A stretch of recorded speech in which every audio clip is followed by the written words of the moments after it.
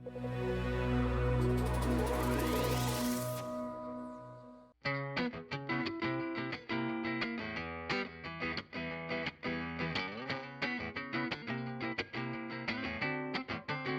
right, so you're 23 years old. Yes. You've got 2 degrees from 2 of the world's best universities that and neither of those degrees have anything to do with consumer electronics or computer science, and yet you go and launch a computer company essentially.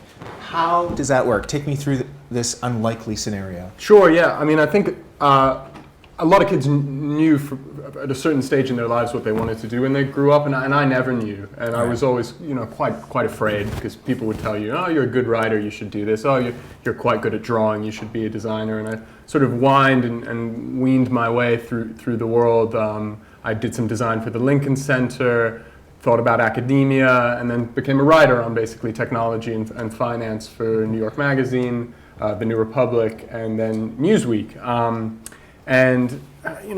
As many of you might know, the world of journalism has really kind of lost its business model and at the same time some component of its soul as well and purpose, unfortunately. Journalism was always supposed to be about explaining things, to give people ways to take control of the world around them and comforting the afflicted and afflicting the comfortable. And unfortunately, it seems in some ways journalism is creating more confusion than ever. So I ended up at Cambridge to do my master's, and it was there that I encountered for the first time the Raspberry Pi, which is an incredible British-born invention, a little Linux board. It had been conceived with the notion of sparking interest in computer science. Unfortunately, although it had sold many units, most of them had ended up in the hands of experienced hackers, developers, right. Computer scientists. And when I took this to my 7-year-old cousin and said, "Hey, we're going to make a computer together," he was essentially mystified. So we thought, we have all this power now. We're connected beyond the imaginings of our parents. Beyond the imaginings of even 5 years ago. The entry point in terms of price has reached almost commodity level. This is becoming oil. This is becoming rice. This is becoming a commodity. Mm-hmm. The barrier is one of enthusiasm and accessibility. So we started out. All we had was a Raspberry Pi, some components, and I started writing this book with my 7-year-old cousin. Actually, we started drawing some pictures and telling a story that began. This is your little computer, and it looks a bit complicated, but you can make it yourself and use all its powers. And from there, we just started building up. And this was about a year ago. I was educating myself at the time in computer science how to code. And it's a reflection of that journey with my co-founder, Jonathan. So tell me about, so I wrote this story on Raspberry Pi that was in Wired magazine in the summer. So I had the benefit of going up and talking to Evan Upton as well and others from the Raspberry Pi Foundation. You were not studying computer science. How did you go from what you were doing to getting that interested? I mean, you met Evan, and then what clicked? I guess, I'd always been interested in computer science, but more in a sort of like, I love the Matrix movies than I write Python, Yeah. Any efforts that I had put into learning how to code had been stifled by the sort of difficulty of the available materials, mm-hmm. and also a tendency, to be frank, in the tech community to use exclusive jargon and buzzwords to keep other people out. Right. So when I met Evan, I was really inspired by him. Total nerd. We got to be friends, but he had this extraordinary ability to kind of see 5 years down the line. The initial impetus, I was going to write a Newsweek profile on him. I was going to do a magazine profile. That never happened. I got to know the Raspberry Pi. There was clearly a need for something that would make this accessible to kids, its right. original intended audience. And it all just kind of fell into place. We started writing, we started drawing, teamed up with Jonathan, my cousin Saul, and the ball got rolling. So you're the imagination guy. You actually have a co-founder who's the CEO, is that right? Yes, yeah. So you're the imagination guy, he's the execution guy. How does that work in practice? Well, in practice we drive each other absolutely crazy, but we're in love. He's an incredible man with, not literally speaking, of course, or maybe. No, he's wonderful, and I think the structure of our company is in some ways quite unique in that there is this sort of yin and yang balance between intensive, creative, experimental, throw everything against the wall and see what sticks thinking, and bottom line driven execution thinking. And that's been part of our DNA since day one. I mean, Jonathan, an incredibly inspiring guy, he was in the IDF, in the Ministry of Intelligence. He's quite the badass. So basically Startup Nation. I think we're having some problems with the microphone. Is that mine or is that yours? Not sure. Oh, it's mine. A microphone anyone can make. Hold on. There's another How about business that? model. How about that? That's good to me. Okay, so you mentioned Saul Klein, your cousin. He's a very well-known figure in the tech industry. He's a serial entrepreneur, launched the company that went on to become Love Film, started C Camp, which was the first sort of accelerator, incubator based in London, which was based on Y Combinator, something similar in Silicon Valley, but a real catalyst, I think, for the scene here. What was it like? I mean, what's it like to be related to a guy like that? How much influence has he had on you in this journey? Well, personally, he's had a huge amount of influence on me, in my life. He's always been my big cousin, and he's a real seed planter. I think, the biggest thing that Saul did was introduce myself and Jonathan. We didn't know each other, and so Saul brought us together.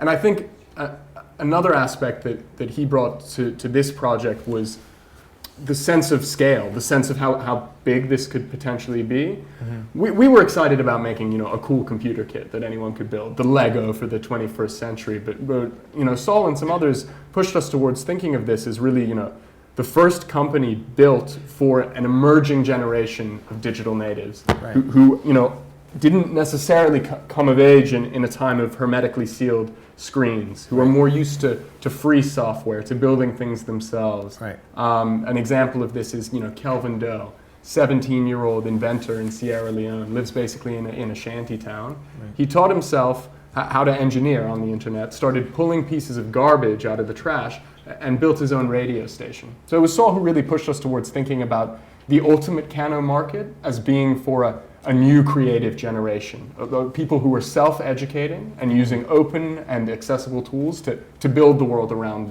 them rather than just buy it. And how long after Raspberry Pi itself was born did you start with Cano? It must have been about 11 months after the launch of Raspberry Pi. And at the time, if you ordered one of these off the internet, there would be a 6-week waiting time, and you get really excited. You're like, oh, I can't wait! I'm gonna have this little computer, and it would show up on your doorstep in a little pink electrostatic case with nothing else, no materials, no software, no plugs, really nothing. And I think that simplicity, that nakedness of this was part of the spirit of the Raspberry Pi. Just to be like a monad. But going on from there, the opportunities for an ecosystem are huge, right? Mm-hmm. For the purists among us, that was, the real moment before it went mainstream. I'm just teasing you. Right. I actually ordered one of these. I think I mentioned to you, I first met you through Saul at the offices of Index, and I set it up with my daughter, and it was incredible. This book is so important in the way that it takes you through this. I had the first iteration of this, so this is a new one, I guess, a prototype of the one you're going to be putting out this summer. But it was an incredible journey, and for someone like myself who's used computers, and I did a little bit of coding when I was a kid, went back when they still taught it in schools, it was marvelous. For her, it was like a new world was opening up, and somehow I was a bit of a genius, which was really great. So I guess, what were the things you wanted to impart in this book? Obviously can't do everything. What's the main thing you wanted to communicate to kids? Yeah, I think fundamentally what we wanted to tell a kid anywhere, any age, was you can do this. Coding and computer science is not just a vocational, technical skill. It's not just for people who've loved math since they were 5. It's not just for people who want to be engineers at Facebook one day. Mm-hmm. A computer is a bicycle for the mind, as Steve Jobs said. This is a way of expressing yourself and thinking through problems in a new way. And it's also a friend. It's someone who can respond to you immediately, who can connect you to worlds that you've never experienced. Right. A lot of it was just about telling a story. The story nowadays surrounding code and computer science has become very fragmented and distracted in some ways, I think. We should be being much more optimistic, and especially when we talk to young people, we shouldn't necessarily be saying, learn to code and build a Raspberry Pi and make a Cano because otherwise you'll be unemployed, which is what we're saying to them now. We should be saying, do this and make a game, make a baseline. Okay, Yeah. Before we get to the coding question, because I do think that's an important thing to discuss, let me ask you this. This device looks, it's a wonderful presentation in the box. Sorry about the sound, guys. Is a lot more complicated than this. This is sold to you as something close to being magic. It's you open up an app, it all works. You don't have to work for it. This, as you say, you think, oh, I have to plug things in.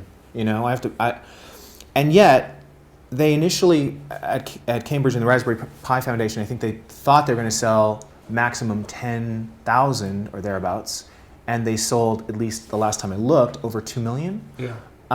You set out to raise, was it 100,000? And you've raised $1.5 million. Yeah.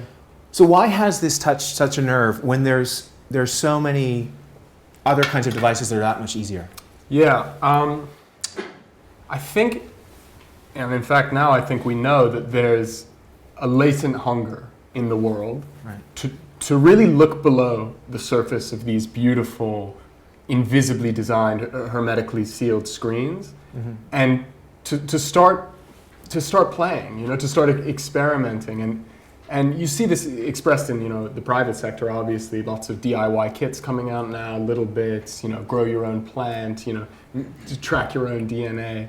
But fundamentally, we're coming out of 3 decades of mostly debt-driven growth, right? Illusory, debt-driven, financial sector securitized growth, in which invention and innovation was mostly related to the complexity of derivative products rather than the imagination of real products.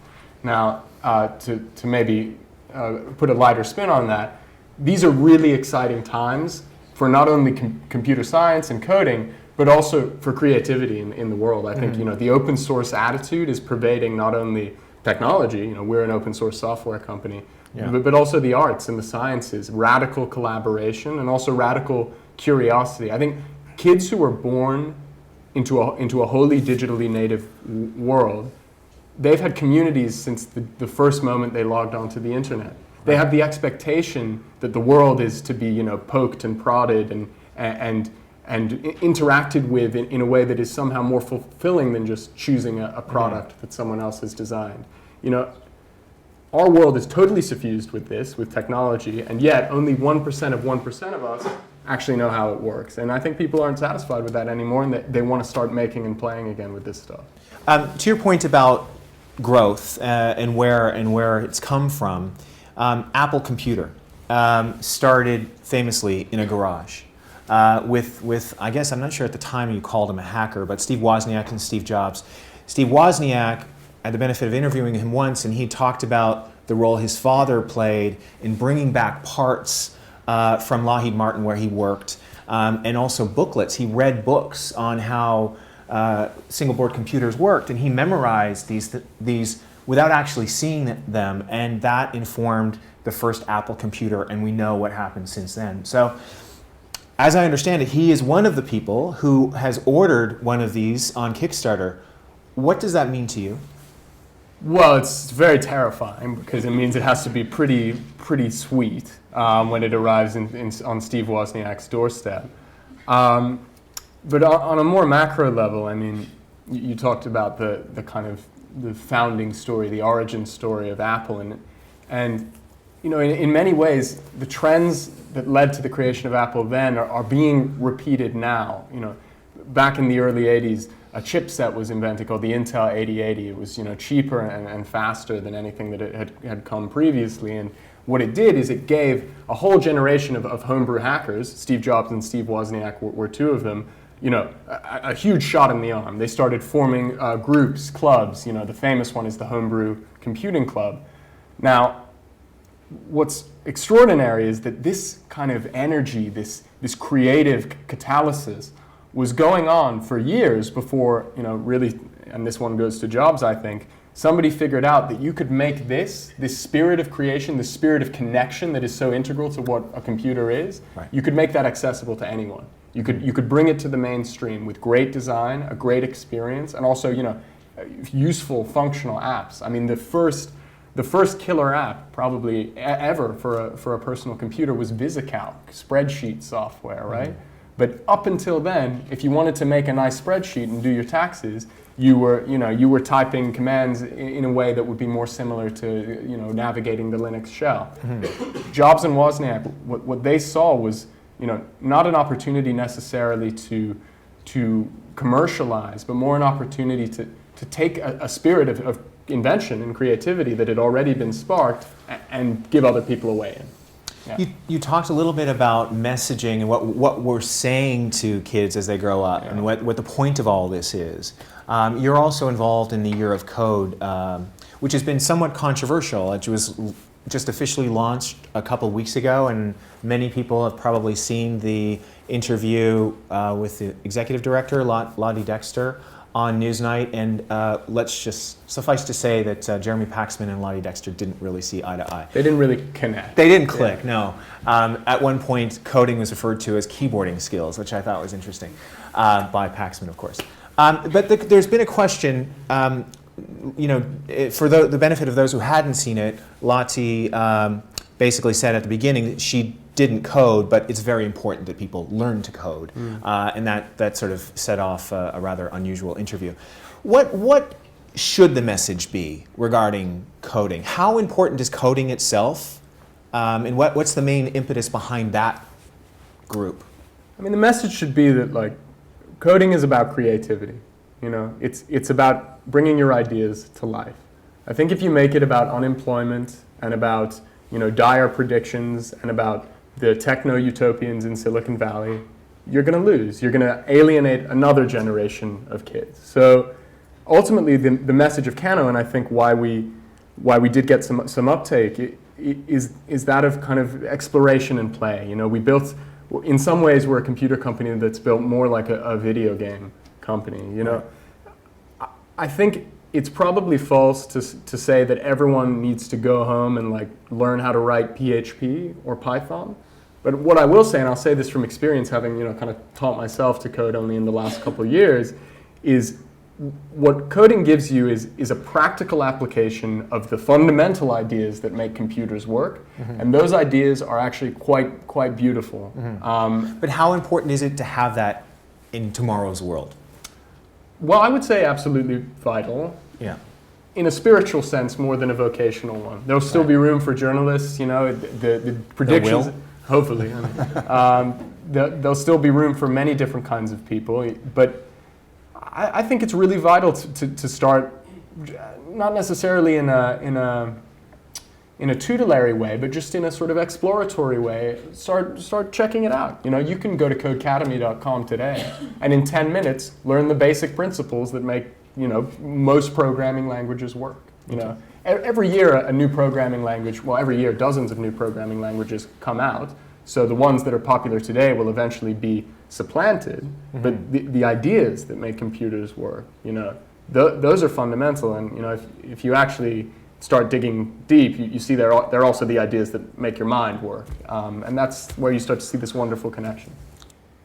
I think Brits, I'm going to get in trouble here, should be kind of more proud of their computing heritage and start embracing it more as part of their culture. I mean, the first computer programmer was English, right? Ada Lovelace. She was a woman as well. Amazing. Daughter of Lord Byron. The first computer was British. The difference engine invented by Charles Babbage. The first computer scientist was British. And he used the idea, Alan Turing, right? And he used the ideas that make computers work to crack Nazi codes and help win World War II. The other element that Britain has, I think, over Silicon Valley is an emphasis on design and physical products. You know, you've got Rolls Royce. You know, you've got kind of that craftsmanship. You know, go to Silicon Valley. You've got the perfect network for consumer web and some of the smartest people in the world at doing it right. But here, you're having a real hardware renaissance. And I think what's great, kind of linking back to schools, is hardware and physical computing is the best way to get kids excited about this stuff. Because the ideas that make computers work are very abstract, but when you make them real, lights turning on, robots roving across the floor, 3D printing shit, like that animates people, you know? So Britain can kind of draw on its existing heritage, push design and hardware, fund, and fix the broadband. Fantastic. If anyone knows a producer at Newsnight, I think we could suggest Alex as a potential good guest next time they're looking for someone to speak about this stuff. I want to ask you about Kickstarter. Yeah. You launched this computer before you actually put it on Kickstarter, which is an unusual path, because most people, when they sell it for the first time, they're going to Kickstarter, or at least they go to Kickstarter to get the money to sell it. Okay. Why did you choose that path? Because you knew that you could produce it, you knew that you could produce the kit, you knew that there was a market for it. Why then go raise money on the internet? The initial, I mean, we didn't have enough money really to take this product to market without Kickstarter. So we did need Kickstarter to fund our first production run. But you know, from a strategy perspective, obviously, you know, Kickstarter for a hardware company that combines sort of design and technology is perfect. But I also just have a massive sort of personal crush on Kickstarter. I think it has the opportunity to be like NYSC 2.0, you know? It's tearing down the barriers that traditionally stood in the way of invention, the barriers that often carry cards that say venture capitalists on them. Sorry, Saul. No, but I kid. What's wonderful about Kickstarter is that, you know, you're making the product you want for the people who want it. You know, that there's no intermediary, and if they want a new feature, they'll tell you. And if they think you're wrong, they'll tell you, and they do. You know, so Kickstarter for us was a way of connecting with the people who would ultimately take this kit and create their own stuff with it. And why did you set that number 100,000? Well, I mean, 100,000 would have allowed us to make just around 1,000 kits. Okay. Initially, right at the beginning of the company, we made, and anyone who's in a kind of who has aspirations towards a product or hardware-led business should do this. We made 200 prototypes, and we went around the country testing them in schools. You know, I'd walk into a classroom, I'd say, "Okay, kids, who here has seen the inside of a computer before?" A couple hands go up. All right. Who here thinks they know how computers work? You know, maybe 2 hands go up, and some very creative explanations come out later. And then you say, "Who here thinks they could build a computer and make a game on it?" You know, no hands go up. And paradoxically, it was when we saw that we knew we were onto something, because the way kids, especially, but also I think all of us have been sold computers has been in the form of advanced consumption machines, you know, instead of, you know, platforms for creativity. And that's a fundamental human need, going back to the cave paintings, going back to any sort of phase of ecstatic innovation in the past, you know, 100 years. And I think if we can reclaim that now for cheap, single board, DIY computing, you're going to be seeing incredible inventions, unparalleled in the next decade. Were you surprised by the response, though? I mean, and what will it mean that you hit that number, over 1.5 million? Yeah, we were very surprised. We knew there was this hunger. And we knew we'd made something pretty cool. I mean, beyond the hardware, we're developing this open source software stack called Cano OS, based on Debian Linux, which is, you know, frankly, the coolest, simplest, most fun way to start making real stuff with code. But, you know, we were surprised, yeah. There were many late nights and much champagne. Okay. So you got this, you mentioned... Cheap champagne. Yeah. Sorry, Saul. You mentioned the OS. Yeah. So you have another video there. I think you've just launched this one, is that right? It's going to be launched on Monday, yeah. The OS is launching on Monday, Yes. but the video I think I saw for the first time today. So tell me what this is showing us. Sure, yeah. So if you bought a Raspberry Pi a year ago and tried to use it, you would have been forced to use a software called Raspbian, which is a great stack built on Debian Linux, but it is totally unintuitive. What we did is we combined this particular distro of Linux with this game-making platform we call Cano blocks. These blocks that you see on the screen are generating real code in Python and JavaScript. And within minutes, a kid who has perhaps never used a computer before, we've taken this to Sierra Leone, to Johannesburg, is able to make a game like Pong, and in Minecraft, which is obviously a global sensation, start changing the rules. Here, making a diamond floor by connecting 4 blocks. You see the code on the side, right? So ultimately, we thought, hey, we could do some great stuff with hardware, but we wanted to create a really fulfilling and meaningful software experience as well that would, again, just bring the focus back to creation and exploration rather than just, regimented textbooks. I remember, the Raspberry Pi for Dummies book, when we started, the For Dummies book was 450 pages long in this tiny little font. I mean, here we have the opportunity to do so much more, I think. Yeah. Amazing. Yeah, it's making music now. Is this a money-making exercise for you? And the Raspberry Pi Foundation is a non-for-profit. Right. Not-for-profit. Is this something where you're hoping to make a little bit out of it? Well, it is a business, so it is a money-making exercise. Yeah. But look, for better or for worse, we, and you guys all know as Cass Business School students, we live in probably the most free market times in history in some ways, and therefore the most effective lever to be an influence on the world in a social, political, or economic sense is the market. Now, I think I'm unabashed and proud to be running a business. I think it allows for a degree of nimbleness, if that's a word, and it also it gives you the opportunity to grow quickly and capitalize on opportunities in many places around the world. At the same time, this is a big mission. The mission to get kids and also the rest of us into coding, into technological creativity, is going to take many, many people walking on the same road. So we applaud and we stand on the shoulders of giants like Raspberry Pi, Code Club, Coder Dojo, Young Rewired State. I mean, it's a big tent, but ultimately we wanted to found a computer company, a real computer company, end to end. Just because Dell has to be rebought by Michael Dell, just because Sony is selling off its PC division, doesn't mean that there is no future left for computer companies. I think there's actually a very bright one. Fantastic. But I have to say that.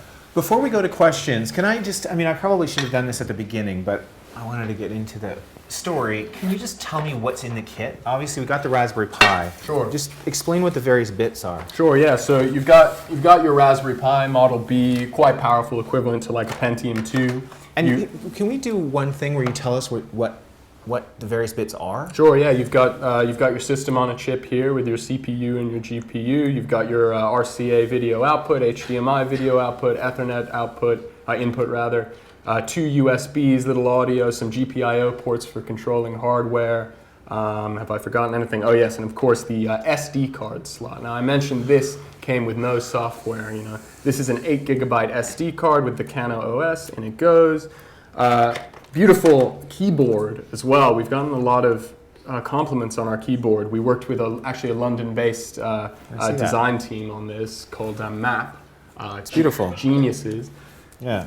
We wanted to create a keyboard that was just as good for gaming as it was for coding. That was the brief for this. It's got Bluetooth, USB, etc. So you got a little micro USB power cable, HDMI for your full HD video. You can stream HD cricket. You can do whatever you want. In terms of video processing, this thing is really a beast. Got your auto configuration Wi-Fi dongle. Originally with the Raspberry Pi, no onboard Wi-Fi, and every time you tried to connect to a wireless network, at least for me, it would crash. So we've re-engineered that, and this is the result.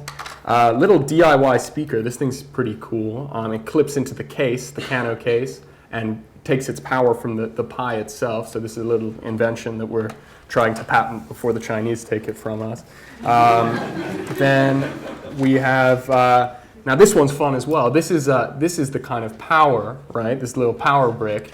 But again, the mission of this company was to be for all ages all over the world, and it's very difficult to ship a kit with like 8 different power bricks in it. So we have this nifty little, can I do it? Can I do it? Yeah, so clips in for UK, and then you can clip out for the US. I think that covers it, other than the books, which are, stories. They're just stories. Read them at bedtime. And in terms of the version 1, version 2, obviously the Raspberry Pi is the Raspberry Pi. The kit comes with more stuff. it's more of it's multicolored. Design-wise, it's a big improvement. What have you added to the booklet? To the booklet, I mean, at the beginning, as you know, Matt, because you set it up with your daughter, the booklet was more focused on the physical experience. Yeah. You know, giving kids that sort of enjoyment of these little moments in the construction of the kit. So, for example, when the red light on the board comes on, when the power is connected, or when the green light comes on, you know, these are all just great sort of story points, milestones. That was level one. Make a computer. Can get a little sense of the style here. And then now, as you saw on screen, we've expanded into this software stack with, you know, you're making games, Pong, Minecraft, Snake, you're making music, you're making you're making web pages. There's way more you can do once you've actually brought the thing to life. And now this second book has become what we would call like the kind of, I would say that the in your backpack story of code. I mean, of what code can do to make a game, of what code can do to make you laugh, you know. Not what code can do to necessarily build an app or a Gmail add-on, but what code can do to sort of transform the world around you. Good. That's fantastic. It's terrible to have to end this conversation because I'm so interested in everything you've said. But I think everyone can agree with me. It's been inspirational and certainly very informative. So please join me in thanking Alex Klein.